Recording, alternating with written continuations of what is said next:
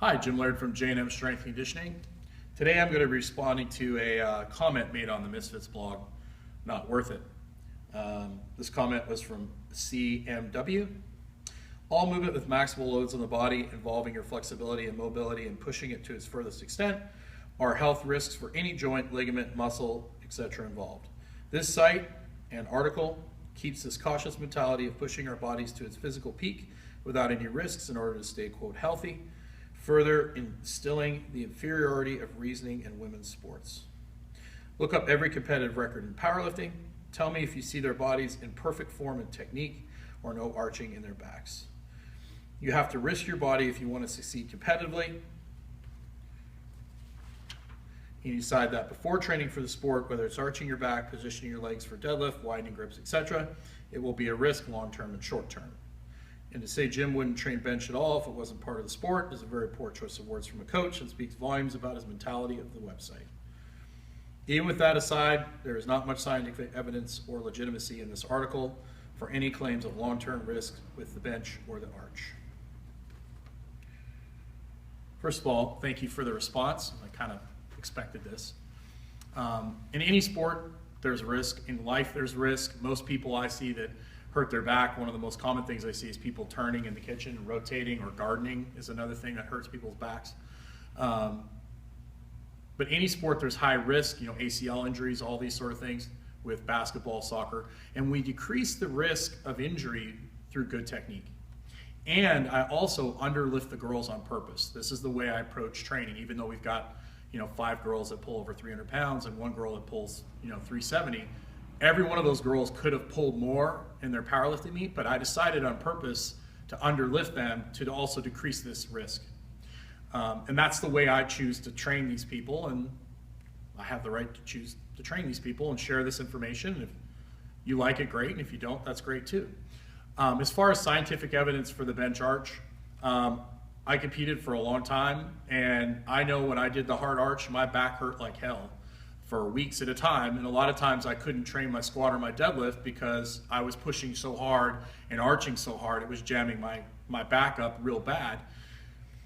I would suggest, as far as scientific evidence, looking at Stuart McGill's work. He's incredible. Looking at his spine research, I think you would find some stuff in there about spine positioning and hyperextension and that sort of stuff, and that would pretty much give you what you're looking for.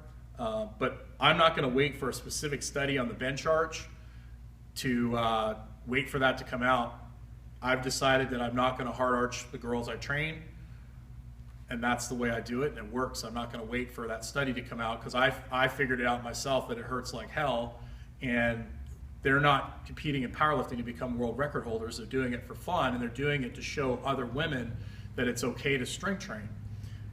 It's sad because there's this extreme that, I think a lot more people will compete in powerlifting if they took the mentality of just doing the best they can on that day and, lifting within their means. I think a lot more people would compete. There's this extreme that you have to go out and go 110%. Anybody who's successful in powerlifting over the long haul, guys like Ed Cohn, Dan Green, you look at these guys and their form is impeccable, even on the platform. Yes, there is going to be some divergency in form when you're pushing your limits, but these guys, their form is amazing, even at maximal loads, and that's why they last a long time, and that's where we're able to get some of the numbers that they get. People playing tennis, you can play tennis for fun and for recreation. You don't have to play in Wimbledon to participate in tennis, and it's the same thing with powerlifting. I think a lot of people, especially women, they don't strength train because they go into a gym and they get loaded up with weight that's just not right for them, and they go into these high threshold patterns, like they put a bar on their back, and just to squat the bar they have to go into hard extension to use their spine to get their stability.